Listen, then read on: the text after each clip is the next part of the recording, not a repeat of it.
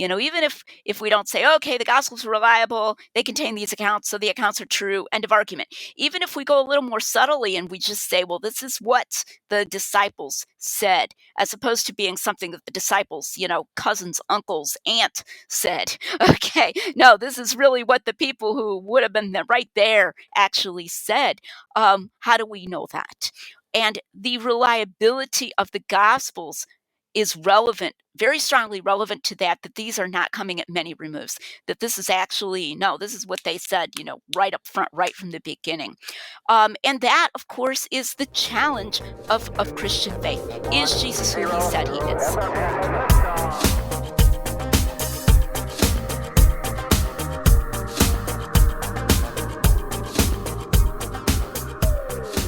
Hey guys, welcome to another episode of Filter. On this show, we recognize the world can be a confusing place to live in. And so what I seek to do is to equip you to live with biblical clarity in our confusing world so that you can face the chaos of life with wisdom, integrity, and courage. One question that many people have is, can I trust in the Bible? Can I trust in the New Testament and in the Gospels, which tell me about the Jesus who I try to follow? Or maybe if you are listening and you are questioning Christianity, you're wondering, how can I know that it is true whenever I read these very, very old documents? Well, my guest on today's show is one of the best resources that I've come across in recent years to go to learn about the historical reliability of the New Testament and if we can depend on what we are reading. My guest is Dr. Lydia McGrew. Dr. Lydia McGrew has written a lot and talked a lot about the historical reliability of the New Testament through a heavy focus on what she calls internal evidences. This is something we're going to get into deeper in the episode today. We actually talked about a lot of different topics, ranging from what exactly is the New Testament and the Gospels, what kind of literature is it that we're writing, how did it come together, internal versus external evidence, undesigned coincidences, as well as some other types of internal evidence that she provides to us from her various books. Dr. Lydia McGrew is a widely published analytic philosopher and author. She received her Ph.D. in English from Vanderbilt University in 1995. She has published extensively in the theory of knowledge, specializing in formal epistemology and its application to the evaluation of testimony and to the philosophy of religion. She defends the reliability of the Gospels and Acts in her books Hidden in Plain View, Undesigned Coincidences in the Gospels and Acts, The Mirror and the Mask, Liberating the Gospels from Literary Devices, and most recently, The Eye of the Beholder, the Gospel of John as Historical Reportage. Like I said, this was a really great episode. I had a lot of fun getting to talk to Lydia McGrew about the historical reliability in the New Testament. I love apologetics and biblical studies brought together. It's so great. Before we get into this conversation today, let me encourage you, if you have not yet already, to subscribe to Filter. Whether you're watching this on YouTube, subscribe to our channel, or if you're listening on Apple Podcasts, Spotify, wherever else, subscribe so that you don't miss out on any future content that we have for coming out for you. Really great episodes, guests, and content that'll help to provide you with some Christian worldview resources. So you can do, like I said before, live and understand the times that we are living in well. Subscribe, and if you have not yet already, it really helps us out whenever you give us a rating or review. If you're listening on Apple Podcasts, if you're watching on YouTube, if you give us a like, also leave a comment with any questions that you have from today's episode or feedback. We appreciate it, and when we get to, we will interact with those comments. Well, there's a lot of great information in today's episode. There are a lot of resources for you beyond today's episode that you can find in the show notes. So after you listen to this episode, if you want to dig into anything that we talked about further or get to look at something that was mentioned, you can find those by going to the show notes down at the link in the description to this on YouTube or podcast, and click that link and it'll take you to the full show notes on my website.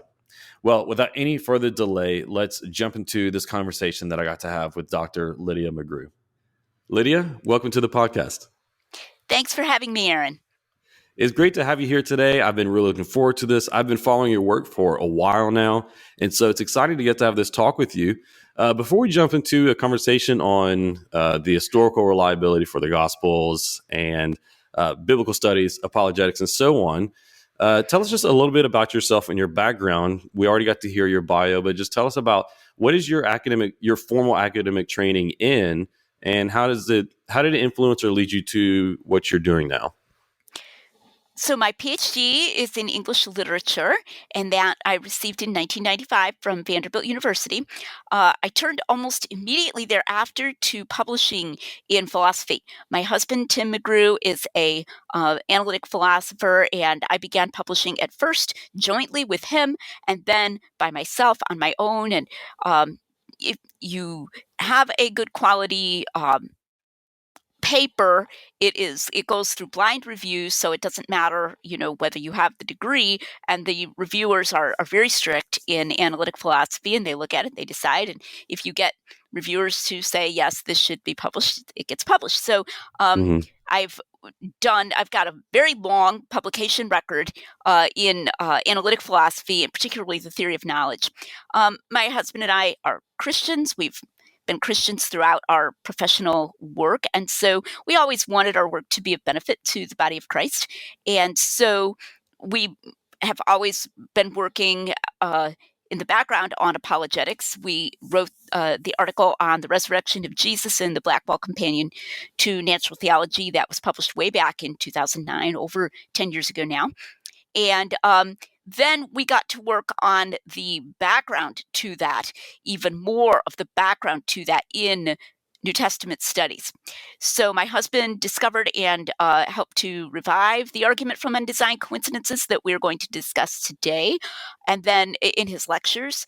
And then I happened to be the one to have the time to write a book-length treatment of it and got that published. And then I got more deeply into the New Testament studies, where what I'm doing is what's called interdisciplinary work, where I'm applying my knowledge in probability theory and the theory of knowledge to the field of New Testament studies and kind of putting those together. And so I've been doing that since 2017, and then have written three two more books beyond Hidden in Plain View, where I'm trying to do that. So that's kind of how I got into this. Yeah, well, it sounds like you and Tim are the power couple of Christian apologetics, right? Well, Working we together and putting out some great work. But it is through both of you that I learned about the topics that in arguments that we're discussing today, and so I really appreciate the work that y'all do. thanks. Yeah, You know. we try to make that available to the body of Christ, and I've been trying to do it in a variety of media. So I have a YouTube channel, I have books, I have archived blog posts, and the books are in Kindle as well as paper, and all of that for people who prefer different media. Hmm. Yeah, and all of that's going to be in the show notes for anyone who's listening and you really enjoy what we talk about. Make sure you check out the show notes, because everything that we discuss and all of Lydia's work will be linked. So let's begin with just establishing and talking about what kind of literature is in the New Testament, because I think it's really important to understand as we get into these topics on undesigned coincidences and internal versus external evidence and so on. Just whenever what kind of literature are the Gospel of Acts, and how does that impact the way that we approach those as when we read them? So I would refer to both the Gospels and Acts as memoirs. I like that terminology because it has the idea of something that's written by either a person who was right there himself, or who's very close to someone who was right there. It's very few removes. That's a term that the church father Justin Martyr used for the Gospels, and I think it applies well to Acts as well. Because it conveys that notion of being close up to the facts. The other thing I would emphasize about what kind of literature these are is that they present themselves as strongly historical. I believe that it's clear they are intending and attempting to get the consent of the reader to accept them, or the hearer, they were often read aloud, to accept them as robustly, strongly historical. They were not, novels or semi-factual, semi-fictional. They're presenting themselves as fully historical. So if they are not fully historical and like the author is deliberately inserting some other material that isn't, then I would say they would have to be elaborate hoaxes, and which I obviously don't think that they are. But the point is, this is kind of a stark division. And I think there is a stark division. I think because of that way that they present themselves as memoirs, you can't have that sort of comfortable middle way. Like, well, maybe they're not exactly historical, but they're not exactly non-historical. It's like, no, you have to choose. Either they are historical witnesses or they are hoaxes. And I think that's actually kind of an important point to stress, is that self-presentation as fully historical. Yeah, absolutely. And were the Gospels and Acts written? So you said by eyewitnesses, as we would consider a memoir being the testimony of a person's life or experience through something. Were they written together? Did Matthew, Mark, Luke, and John get together and talk about their experience, kind of reminisce, and write their Gospels, or how did the Gospels come together as historical memoirs? Well, I don't think that Mark or Luke actually personally knew Jesus. I don't think that either of them had met Jesus, but they were acquainted with the disciples. Now, uh, no doubt many of the disciples knew one another. I mean, I think Matthew, definitely knew John, for example, because they were both disciples. So no doubt they did talk about their experiences and reminisce. I actually think there's evidence that Luke had access to Peter as well as Mark. And Mark, the church fathers said, was a follower of Peter, but I think Luke had separate access to Peter. So were they talking to one another? Of course, but I do not believe that they were planning their gospels in the sense of saying, hey, I'll say this and then you say that, and so forth. I think that they were giving their own accounts in ways that were that had independence to them. Now, we can get into questions of certain amount of literary dependence among Matthew, Mark, and Luke. That's a complicated question, sometimes known as the synoptic problem. I would prefer to call it the synoptic puzzle. There may have been some literary dependence there, but there is also factual independence. And this is something that people have to get sort of wrap their minds around, that it's not like either they're completely independent, they were all locked up in separate rooms and they never so much as saw the other person's document, or they are so dependent that it's like, they're just copied from one another. It's actually much more subtle and nuanced and complicated than that.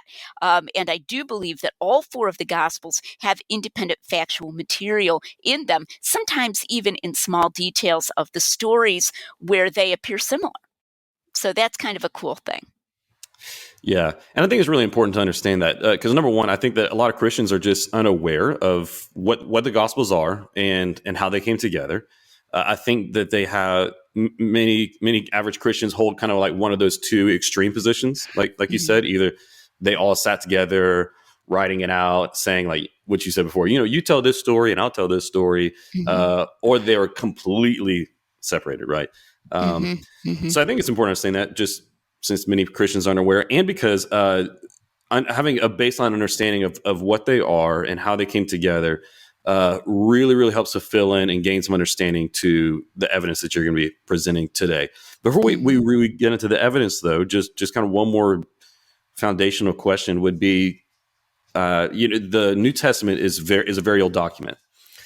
Is it possible to test the reliability of the New Testament, being how old it is, thousands and thousands of years old, reporting on events that happened 2,000 years ago now?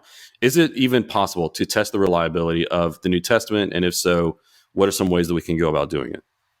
And the short answer to that, of course, is yes, as we'll see, as we discuss the evidence that we're going to be talking about here today. But I think the word test is an interesting one. Some broad level methodological comments there. I think we want to be testing comparatively. And I think this is true for scientific theories, historical investigation, and investigation of a crime that happened yesterday in your neighborhood. That you're looking at the evidence and you're saying, is this more what we would expect if this theory is true, or if it is false?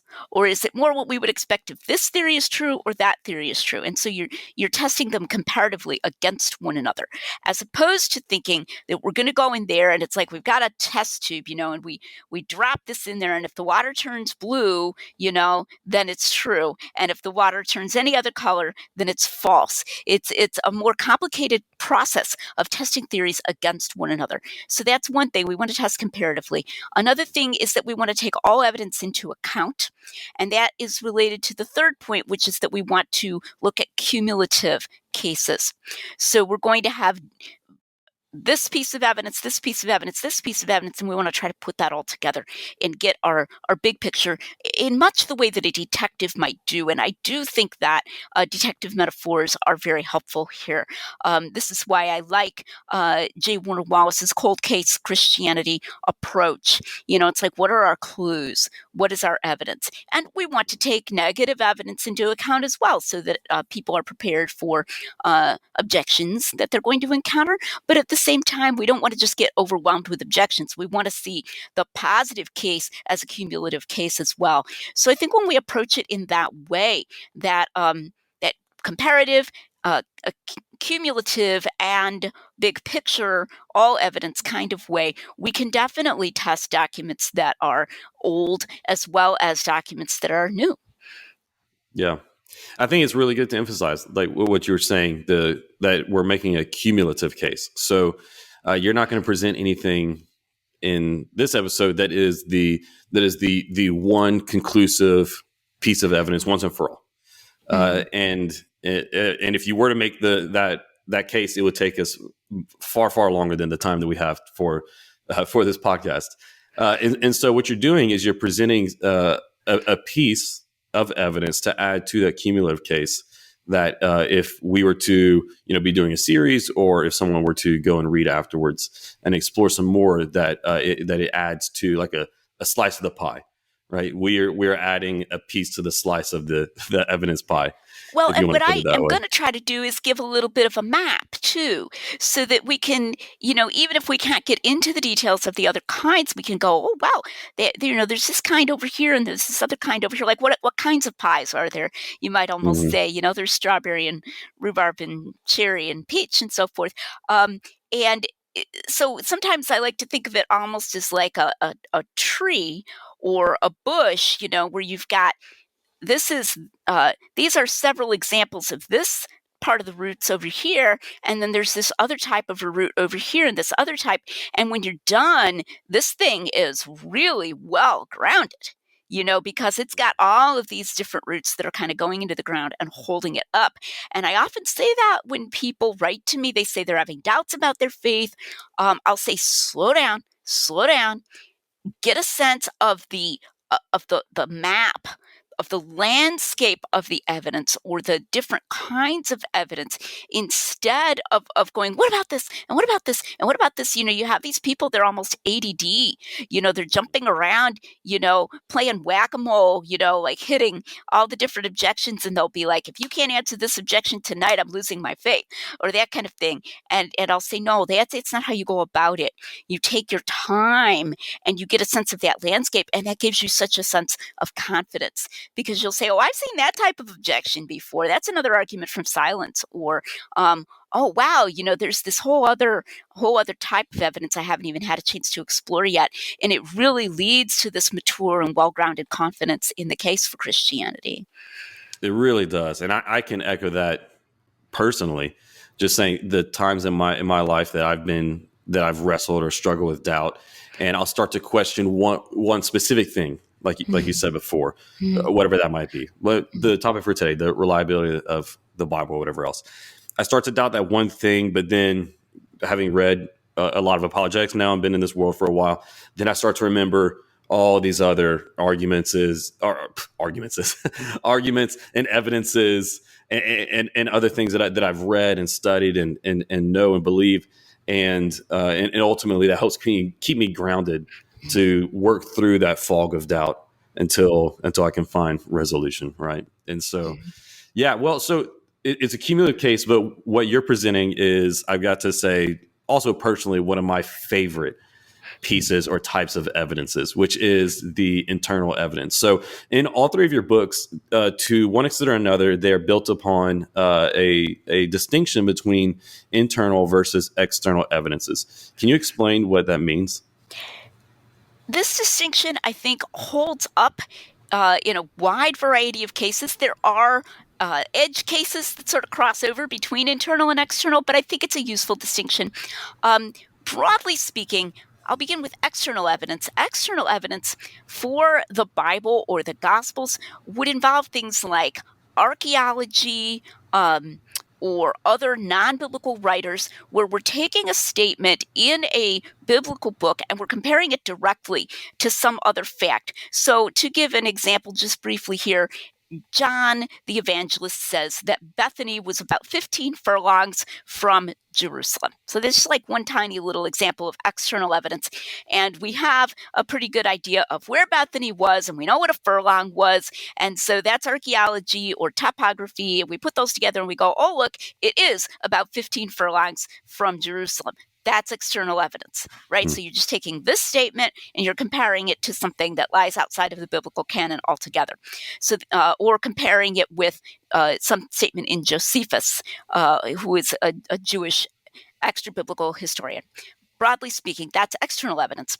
Internal evidences are evidences that are, you might use external information as background knowledge, and that's where the distinction gets a little bit gray, but you would have it as background knowledge, and then you go to what's in the documents that are considered canonical scripture, and you will put them inside of that. Maybe you'll compare them to one another, as today when we talk about undesigned coincidences, you'll see how they fit together, and then you'll fit that together, or some characteristic of the document together with more general knowledge of how witnesses talk, what we find in witness testimony as opposed to fiction, how is oral history given? What do people sound like if you talk to someone who was there at a battle or who was in the Iraq War or something? You know, how does he talk?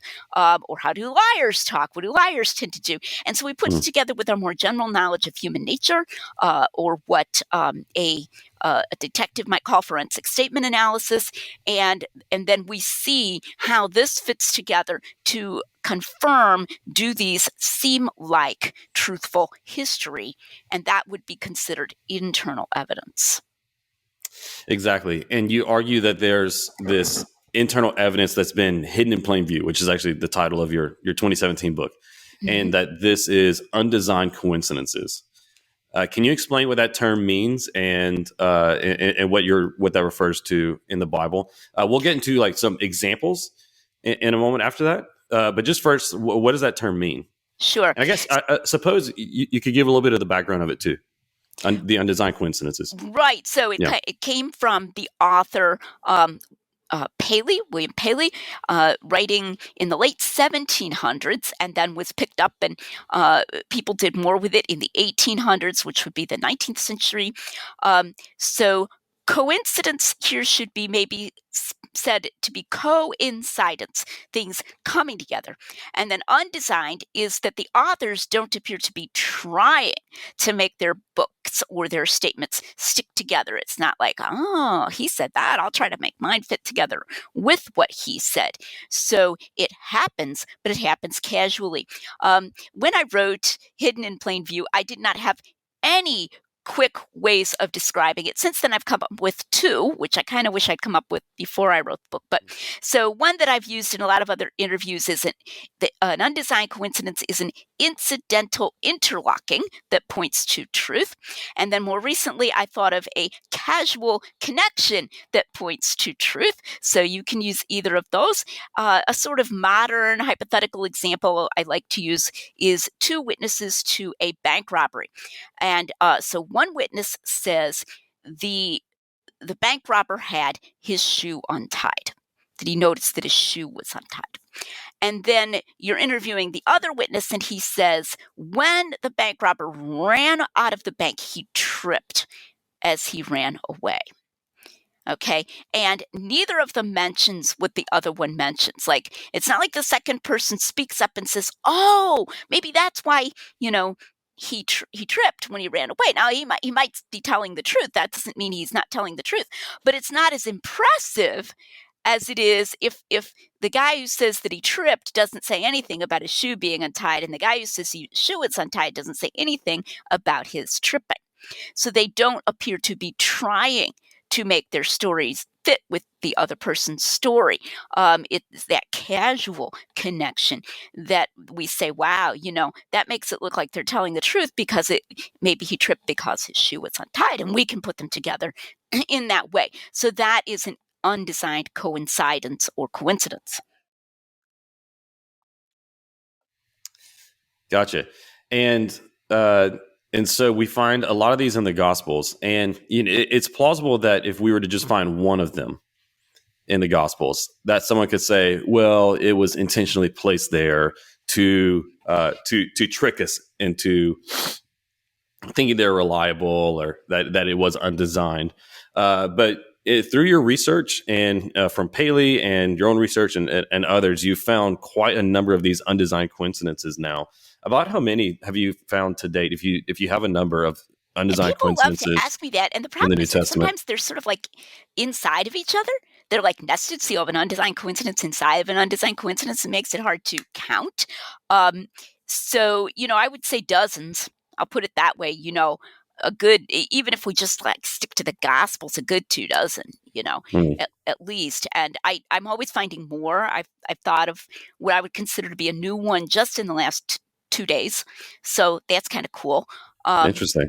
So that does happen as you pay attention, as you read, something new will occur to you. And if I were going to go for a skeptical theory in any given case, I'd probably just go for sheer coincidence over planning, because they just do not look planned at all. If you want to go for that, you can say, oh, maybe it's just an accident. Maybe Jesus just spoke to that disciple because that guy happened to be standing there, or something like that. I'd go more for that than for plotting and planning, because the plotting and planning, I'm a philosopher, and so we have this thing we call Cartesian deceiver scenario, where maybe my cup doesn't really exist, but there's someone out there trying to deceive me into thinking that my cup exists, or we're all in the Matrix or something. And we learn to be very suspicious of those kinds of theories because they're just too improbable. But sometimes things do just happen by accident, and that's where the multitude of them just makes it hard to keep on attributing them to coincidence. Exactly. And so do you want to go ahead and give one example? Maybe what would you say is in your writing and talking about this, what has been one of the most popular examples that just makes people say, wow? And so I'm going to give one that's one of the most popular, partly because people say wow, and partly because it can be stated pretty quickly. In Matthew 14, he is talking about John the Baptist, and he's talking about Jesus. So he's about to tell the story of how John the Baptist was beheaded. He kind of tells it as a flashback. Mark does the same thing. And I think that Matthew may be dependent on Mark here. I suppose it's possible Mark is dependent on Matthew, just in the sense that it was easier to kind of work from another document than write the whole thing yourself. But when Matthew does it, he has something that's a little bit different, that's independent and separate. So he starts out by saying that Herod heard about Jesus' miracles and his disciples' ministry, and he said, this must be John the Baptist who rose from the dead. And that's how he's doing all these miracles. And then goes into saying, because, Herod had killed John the Baptist, so he's got kind of a guilty conscience. And uniquely in Matthew, it says that he said it to his servants. Okay, and said it to his servants. So the question is he just making this up, to make it more vivid? Instead of just saying he said it, we're going to say he said it to his servants. But when you go over to Luke 8, Luke is not talking about the beheading of John the Baptist. It's a completely different context. Luke is listing some women who contributed to Jesus' ministry. And he starts listing them. And then he lists one. It is Joanna, who is the wife of Chuza, who was Herod's steward or household manager. And so now suddenly we have this very plausible way by which Matthew could have learned what was being said by Herod to his servants, because Huzzah must have been at least somewhat supportive of Jesus' ministry, or his wife would not have been in that culture. And so, like, if they're talking, he says, oh, the boss said this, about Jesus today. And then it gets its way back to the Christian community and makes its way into Matthew's gospel, that this is what Herod said to his servants. So at that point, we have that partial similarity between Matthew and Mark, but also partial independence, this little detail. He was saying it to his servants, but we get that plausibility from a completely unrelated passage in Luke. So I think that's a really cool one that comes together there. That's great. And so what are some more examples of undesigned coincidences from the Gospels? Well, here would be one I just kind of alluded to briefly. When in the Gospel of John, Jesus is about to feed the 5,000, he says to Philip, where can we buy bread for these to eat? And all four Gospels tell about the feeding of the 5,000. It has more undesigned coincidences connected with it than any other event in the Gospels, I think, because all four Gospels tell about it. And only John mentions that it was Philip. Now, okay, maybe Philip was just standing at Jesus' elbow, and chances 1 out of 12, right, among his disciples. But there's no specific reason why it should have been Philip if it was made up. If it was made up, you could make a Peter or James or John. They're like more prominent. So that doesn't really seem to fit with its being made up. Unless they just kind of said eeny, meeny, miny, mo, among all the disciples or something. But when we put together several other passages, we get an explanation, but it's like a little jigsaw puzzle, which I like. So another piece of the puzzle is you go to Luke, and Luke mentions that this took place in the region of Bethsaida, near the town of Bethsaida. Well, okay, so what? You say, well, now we go back to John again, but to other contexts, nothing to do with the feeding of the 5,000 at all. He happens to mention in John 2 and again in John 12, apropos of totally different topics, that Philip was from Bethsaida. But John doesn't mention that it took place near Bethsaida, and Luke doesn't mention that Jesus spoke to Philip at this time. So you have to put all these little things together, and then you get, and John does say he was testing them, for he himself knew what he would do. So Jesus is kind of teasing his disciples a little bit. Hey, Philip, where can we get bread to feed these? And then, of course, they say, even if we had all this money, we couldn't buy enough. So, they fall right into it. He's kind of poking them a little bit. And then, of course, he multiplies the bread and fish. But it's, I think, plausible that it was because Philip was from that region that he asked him specifically that question. But you have to put together these little clues to come up with that explanation. Yeah. Yeah, and that explanation just makes sense. Sure. Right? It just makes sense. It makes so much more sense than what you're saying before, that someone was fabricating the story and just chose a random disciple for Jesus to ask, and then one of the other gospel writers just happened to mention that Philip's from Bethsaida. Like it makes sense. Like you were saying earlier at the beginning of this episode, that these gospels present themselves as memoir, and they present themselves as historical. They're just simply telling the truth, and that is what these undesigned coincidences really read as, is just witness testimony telling the truth. You've mentioned before that the feeding of the 5,000 has the most undesigned coincidences attached to it. Is that right? Of any incident in the Gospels, yes. Yeah. Just as far as you just count them up. That's one example. Can you think of another example off the top of your head from for the feeding of the 5,000 specifically? Oh, sure. So, for example, Mark says they sat down on the green grass, and he actually uses chloros, like what we would use for chlorophyll or whatever. And he's not the only one to mention grass. John mentions grass, but he's the only one to mention green. And so then here's where a little background knowledge comes in handy. It's not always green around there, but there are times of year when it's green, when it's rained and so forth after the winter rain. And then John says that Passover was near at hand. So you put that together with Mark's mention of the green grass, and those fit together really well. That it's like if someone said it was near Easter time, and someone here, in Michigan or something mentioned, Forsythia. That's about when the Forsythia comes out. Mm-hmm. So but it's they each mention only one part of it, and then they fit together. Yeah. There are many, many of these in the Gospels, but the New Testament is made up of more than just the Gospels. There's also Acts. There's the epistles. Are there undesigned coincidences for Acts and the epistles as well? Yeah, so William Paley actually does way more with Acts and the epistles.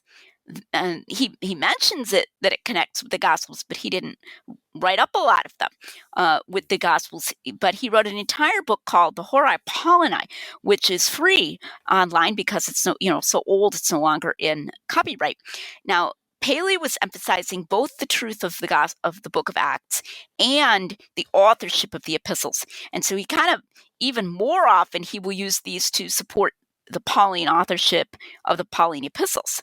But they can also support the historicity of Acts. And so that's what I'm more often emphasizing in Hidden in Plain View, is how they show the historicity of the book of Acts.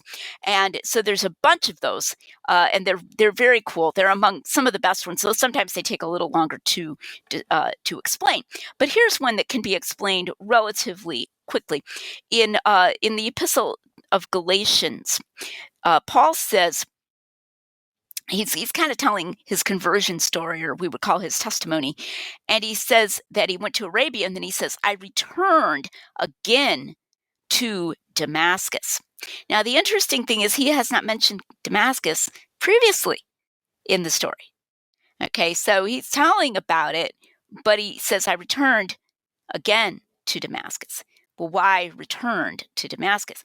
So then you go to Acts, of course, and we all use this phrase, the Damascus Road, a Damascus Road experience. And of course, Acts, which the account probably also came from Paul, but he would have given it at a different time to his companion who wrote the book of Acts.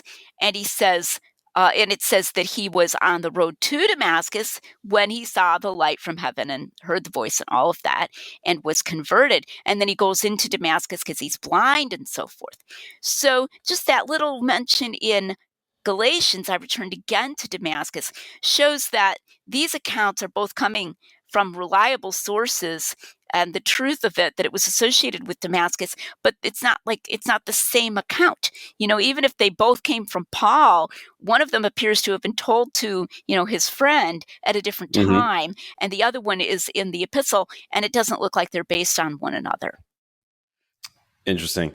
Yeah, it's really, it helps to understand sort of the timeline of Paul's letters in relation to Acts, because once you start to understand those better, then you can start to see a lot of these undesigned coincidences between Acts and his epistles, as he's just mentioning offhand different things in his epistles, such as sending Timothy, or talking, or whenever he'll mention offhand towards the end of one of his letters that he's planning on coming. And if you know kind of when this letter was written in relation to Acts, it makes sense because he was in prison here, and so and we see he was trying to make his way to wherever he was writing to, and so and so those are really, really excellent too, to be able to see. But there's more than just undesigned coincidences as far as internal evidence in the Gospels. In your other two books, The Mirror or the Mask, and The Eye of the Beholder, the Eye of the Beholder being your most recent one, you write about some other types of truthfulness that we can see in the Gospels other than the undesigned coincidences. So what are some of those that you've written about in your newer books? Yeah, and that's what's been cool to me, to realize that there are so many other kinds of evidence as well. One that I talk about is unexplained allusions, which looks like truth because it's a dangling loose end. So, for example, in John 2:12, it says they went down to Capernaum, Jesus and his mother and his brothers and his disciples, and they stayed for a few days. That's it. Right? And then it goes, and it was Passover, and he went to Jerusalem, and it goes nowhere. It comes from nowhere. It's just dropped in the middle of it. And that really sounds like it comes from a person who was there. It just doesn't fulfill any literary purpose. In fact, literarily, it interrupts. So that's an example, unexplained allusions. The unity of Jesus' character. I have an entire section on this in The Eye of the Beholder on the Gospel of John. You'll hear people say that the Jesus of John is different from the Jesus of Matthew, Mark, and Luke, and that is absolutely not true. And so there's all these little personality traits of Jesus that come up, but in different stories. They're not all in the same story, which is really neat. Another one is the unity of the characters of some other people. So Peter, for example, I have a whole section on the personality of Peter in The Mirror or the Mask. There's a lot of external evidence, incidental external evidence. And I love this because people are often looking for big external evidence, like, does Josephus ever talk about the resurrection or something? Well, no, as a matter of fact, he doesn't, and they think that's the kind of external evidence we should be looking for. But it's almost better to have, like what I gave as an illustration before, mentioning in passing how far Bethany was from Jerusalem. And then it turns out that is how far Bethany was from Jerusalem. And the Gospels are just full of these. The evidence of what I call asides. This comes up in John, that he'll give Jesus words and then he'll pause. And as the narrator, he'll tell you what he thinks Jesus meant. There's a lot of those. This he said concerning his body. This he said concerning the Spirit who was not yet given. And after he was raised, his disciples understood his words and these kinds of things. It's like he's saying, pausing to explain something. Why is that evidence of truth? Because it's a scholarly theory that John put his own words in Jesus' mouth. That if he thought something was what Jesus really meant, he would kind of make Jesus say it, like what we would call a sock puppet. Like I'm going to talk over here and then I'm going to pretend that it's a different guy, but it's really still me talking over here, on the internet.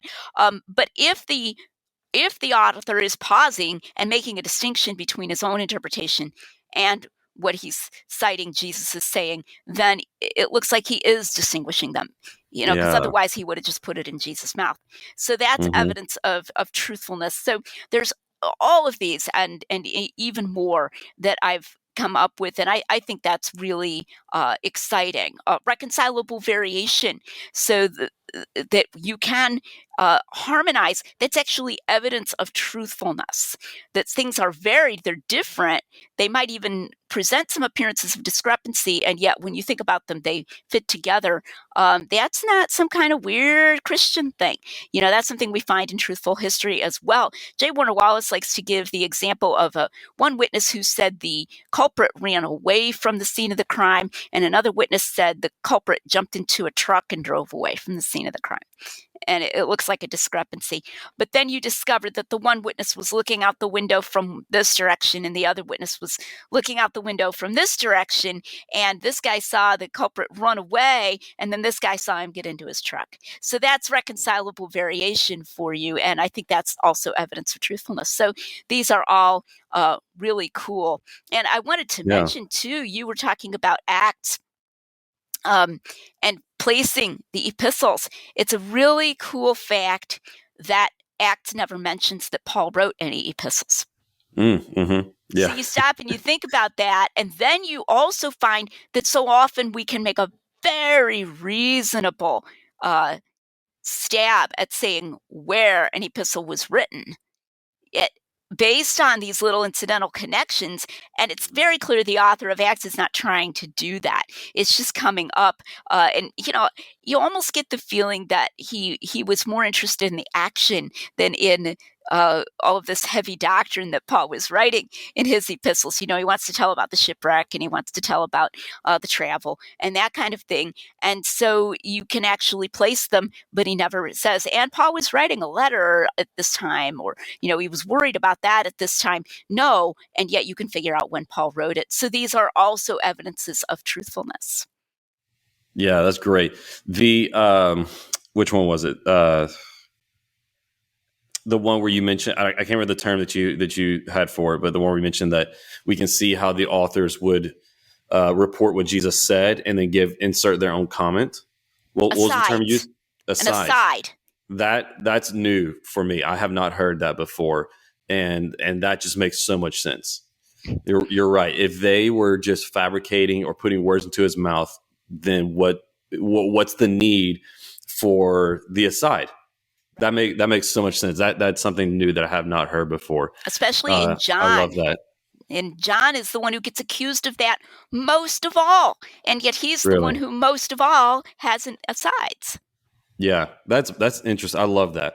Another you mentioned was the reconcilable variations. The reconcilable variations. Can you give some examples of those? I would say the resurrection stories are really good. There's lots of them. Yeah. There's tons of them, but the resurrection stories are good examples. So, for example, you'll see the skeptic will say, well, when did Mary Magdalene see Jesus? Did she see him with the other women when they came and then they saw the angels and then they were leaving to tell the disciples and they see the Jesus on the road? Or did she see Jesus alone, as in the Gospel of John? And if you read only Matthew by itself, you might think that she saw Jesus on the road when she was with the other women. And so then this will be turned into this huge, contradiction. Like, what order did the women come to the tomb? And like, how did that all work out? And yet you can put those together quite well.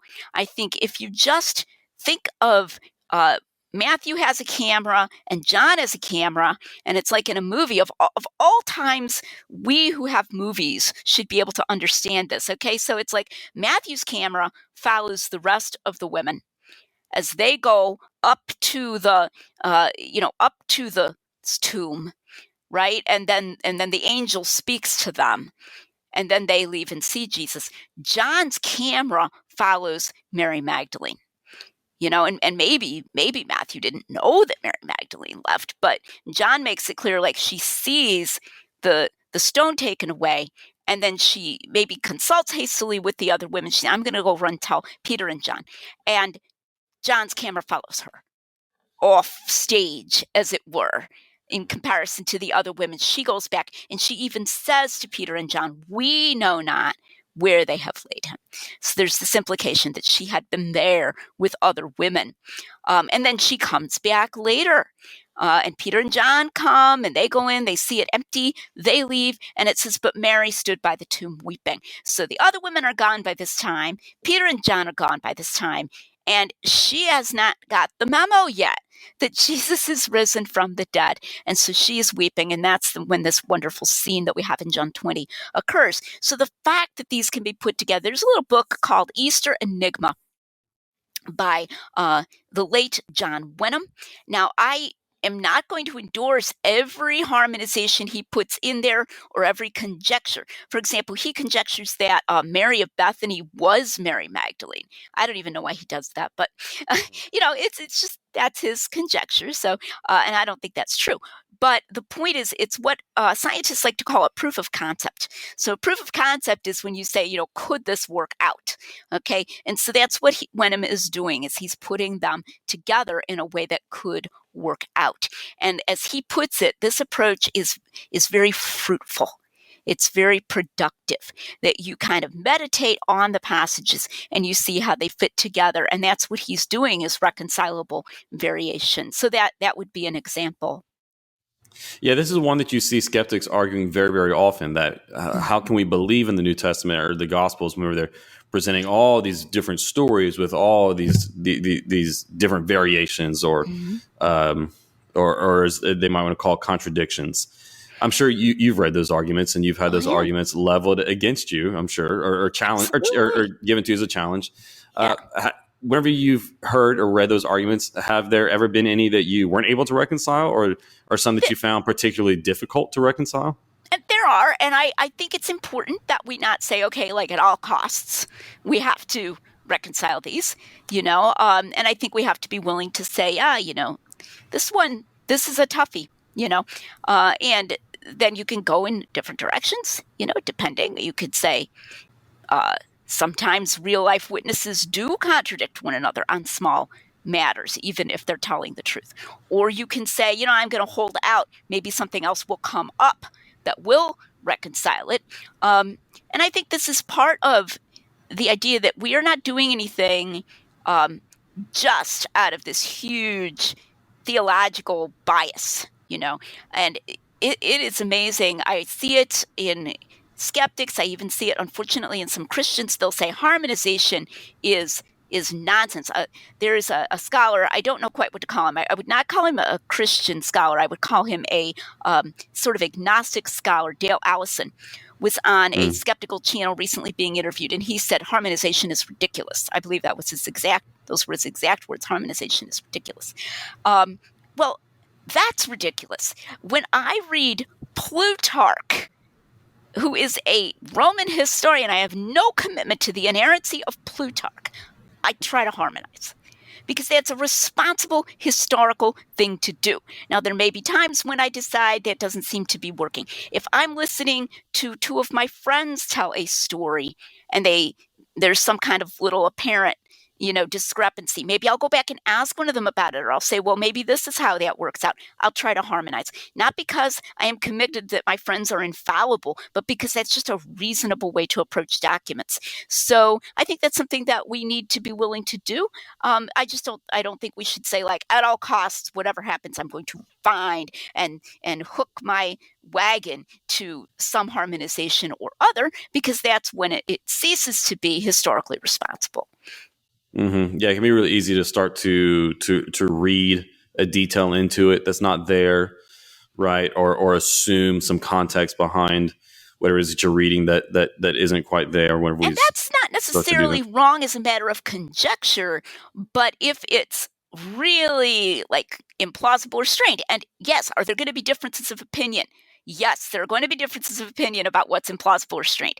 The funny thing is, critical New Testament scholars, they're like the Princess of the Pea, with what they consider strained. It's like any degree of historical imagination, like even what I just did with the women, right? Mm-hmm. Oh no, that's strained. And it's like, my goodness, boys, and you think the gospel authors made all this stuff up and you don't think that's strained. It's astounding, they have it, like, to my mind, reversed as to what is strained and what is not strained. So yes, there can be considered differences of opinion, but I think as long as we're trying to be honest and careful, we definitely should use historical imagination. That's completely legitimate as a tool of investigation. Excellent. Going back to the other evidences that you had shared from your other two books, a couple of other ones that I found really interesting that I'm more aware of that weren't completely new would be the consistency of Jesus' character being presented across all four Gospels. I haven't read those two books, but do you also argue that his character is being presented consistently across the New Testament? Because I know that a lot of people say that the Jesus of Paul is different than the Jesus of the Gospels. Is that something that you've researched into or written on? I don't get into that in the books, but I would say that's wrong. I mean, I think he is consistent. The thing is that Paul is talking about theology more. And so when I talk about his character, I mean, I am getting into the question of Christology and did Jesus utter the I am sayings and all of that, especially in the book on John. But what I'm most interested are little indications of, like, his personality. Yeah. And that, since Paul did not personally know him, Paul is not giving so much insights into his personality. And that's what's very, very cool to see. So, okay, I'll give one quick example here. Would be when Jesus says in the book of Luke, he's having one of those we call a Sabbath controversy about whether or not it's legal to heal on the Sabbath. And so he's healed this woman who for 18 years has not been able to stand up. And the ruler of the synagogue says, you people should come and be healed on the other days of the week, not on the Sabbath. And so Jesus says, you will loose your ox, I think he says, to take him to get water on the Sabbath. Why should I not loose this woman who has been bound for 18 years? So he's using the word loose, to untie. is a way of kind of showing hypocrisy or a loss of perspective or a double standard, whatever we want to call it. So then we go to the book of John, completely different healing at the pool of Bethesda, when he tells the man to get up and walk and to carry his pallet. They weren't supposed to carry things on the Sabbath. And so then the Pharisees are upset. Of course, it's a completely different location. That one's in Jerusalem, different incident, everything. And the Pharisees are upset, A, because he healed on the Sabbath, and B, because he told the man to carry something. So then in John 7, he refers to that miracle. Again, he's like still ticked off at them, as it were. And so he said, I did one miracle and you were all amazed, or you all wondered. On the Sabbath, you will circumcise a man that the law will be not broken. And so he's referring to circumcising a baby boy in the rabbinic, and we actually have these. This is an external confirmation also. The rabbinic saying that the rule to circumcise the baby boy on the 8th day supersedes the rule not to work on the Sabbath. So you actually could circumcise on the Sabbath, and that didn't count as work. So Jesus is authentically citing rabbinic ruling. And then he said, but I made a man whole on the Sabbath. And then that was, considered to be breaking the Sabbath. So this, again, is that kind of mental way of thinking. To circumcise is to cut off something, but Jesus made the man whole. He put him together, as it were, by healing him. You can see the similarity of his mind and the way his mind works, that he uses loosing and loosing to show hypocrisy and poor priorities in Luke, and he uses circumcising and making whole to show poor priorities and hypocrisy in John. And it's the same guy. So that would be an example of the unity of Jesus' character and his mental workings and his ways of thinking, talking, and acting in across the Gospels. Yeah, that's brilliant. I love that. As we're getting closer to the end of our time here, let's try to pull all this together in what we've talked about with the evidences, reliability of the New Testament, and so on. What does this all mean? What does these evidences mean for the historical reliability of the New Testament? And what does that mean for the challenge of Christian belief, both for somebody who's listening who might be skeptical, also for those who might be a Christian or doubting Christian? So let's talk about the central miracle of Christianity, which I think arguably is Jesus' resurrection. Both Acts and the Gospels are relevant to this. Acts, in part because it shows what the apostles were preaching. They're there on the day of Pentecost. What is Peter saying? Right there from the beginning. And it shows the persecution that they faced. You don't have to go outside to other records for persecution. You can see what they faced right from the very beginning and the dangers they were running. The stoning of Stephen is in Acts.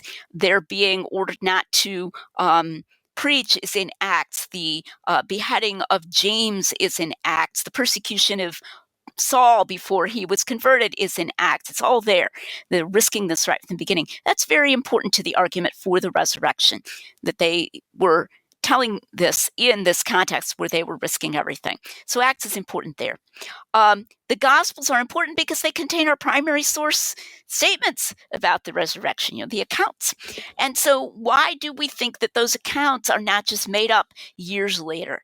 Bart Ehrman likes to use the analogy of a telephone game. One person tells it to this person, tells it to this person, et cetera, and it gets corrupted.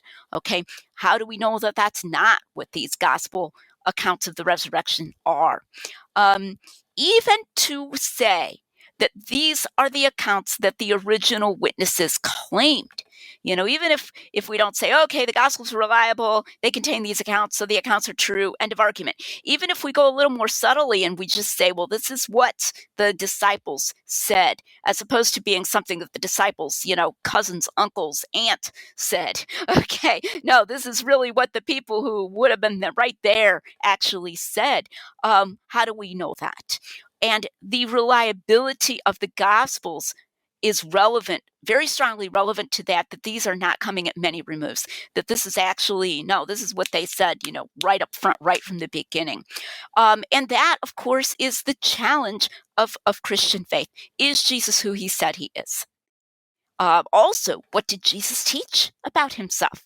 Okay, if we're going to teach Christian doctrine, we're going to base it even on the resurrection. Well, what is Christian doctrine? Did Jesus claim to be God? Did he say, I and the Father are one? Okay, so the reliability of the Gospels is relevant to that. That when we face Jesus in these documents, and this is what he tells us about himself, this is the authority he claims, and this is the sign that he said he would give, that he had that authority. Okay, what's the cash value? When the rubber meets the road, is this what really happened? The reliability of these documents is intensely relevant to that. And then with Acts and the epistles, the authorship of the epistles then becomes relevant also to the doctrine that they contain. Do they come from an original apostle? So those are some ways in which this is really, really practically important. And I think it should challenge people to face the question, is Jesus who he says he is? Mm-hmm. Yeah, and that's a question that we all need to face, whether we are a committed believer or whether you're someone who's listening, who's exploring, investigating. Because if we take his claim seriously that he was Lord over all, well, then we need to make sure, was he Lord over all or not? Because if he was, then I owe my life to him. I owe an account of my life to him, right? My obedience and allegiance. And if he wasn't, well, then I can move on. So that is an important a question that's important for us to all explore and take seriously, Christians as well. If we are going to continue to hold on to what we believe in a culture that is increasingly different and more than that, even hostile to us, we should make sure that we have a high degree of confidence in the Jesus that and knowing the Jesus that we claim to follow, so that whenever we are challenged, persecuted, mocked, whatever else, we'll be able to remain faithful because we believe that Jesus is who he said he was, and that he was who was faithfully presented to us in the New Testament. That's right. And the other thing that's great about it is that we don't have to just believe it on blind faith. So I'm trying to bring robust evidence for that, so that we don't say, well, take it or leave it. It's better than that. It's better than that we actually have objective evidence. Yeah, absolutely. That's what this is so great for. And that's why I think apologetics is something that needs to be loved by the church, and not just a few people out there who like to argue with non-believers. I think that's how apologetics is usually looked at, right? That's usually just for the intellectuals who want to make arguments, but absolutely not. This is something that should be loved by every disciple and Christian in the church, because it makes our faith more robust with these evidences and reasons that we have to believe. And like I shared earlier in my own story, something that acts as a bulwark against doubt. Right. And, even if a person is fortunate enough not to suffer direct persecution here, we're, often very fortunate in our countries, we're all going to suffer pain, illness. Nobody gets through this life without having something hard happen, death and of people that we love and so forth. And so we got to have something to hang on to in those times. Yeah, absolutely. So before we go, Lydia, do you want to just help point us to where people can find you online and find the content that you're putting out? And like I said, it'll be all linked in the show notes, but go ahead and tell us where it is as well. Yeah, so one thing you can remember, if you just want something easy to remember, you can go to lydiamcgrew.com, and then you can get links to these other things from that. But if you go to Facebook, I post a lot on Facebook now. Lydia McGrew author. So you look for Lydia McGrew author, and you can click like and follow that. Also look for the Lydia McGrew YouTube channel on YouTube. It's just called Lydia McGrew. I didn't think of any fancy name. And I'm putting content out there. I try to put something new out there weekly. I kind of meander through different topics as the spirit moves, as it were. So there's that. And then there are the 3 books in New Testament. There's Hidden in Plain View, which we've mostly been talking about today, The Mirror or the Mask, and The Eye of the Beholder. And so those are out there. So you can go to YouTube, you can go to Facebook, and you could also go to lydiamcgrew.com. There is a sample chapter of The Eye of the Beholder on lydiamcgrew.com if you just want to see a sample chapter. I think there may be a couple sample chapters. So that's one place where you can find some things sort of put together. Also, if you do like my YouTube channel, be sure to subscribe so you will also get notifications when I have new content. Absolutely. All of those are going to be linked in the show notes. So you guys who are watching or listening and you want to follow Lydia on YouTube, Facebook, or check out her blog and all these other resources, buy her books, I highly recommend all of it. Check out the show notes so you can get the links there and not miss out on any of it. Well, this has been a great conversation. I really, really appreciate your time. I've been looking forward to this so much. And so, Lydia, thank you for joining us today.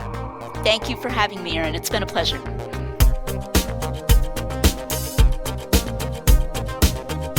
Thanks for listening. I hope this episode provided you with biblical clarity to live with confidence in our confusing world.